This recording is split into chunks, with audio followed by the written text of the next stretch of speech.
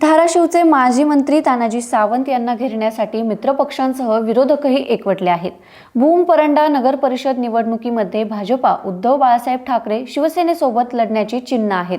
अजित पवार गटाचीही त्याला साथ आहे। सावंत यांच्या विरोधात सर्व पक्षीय नेत्यांची रणनीतीसाठी बैठक झाली।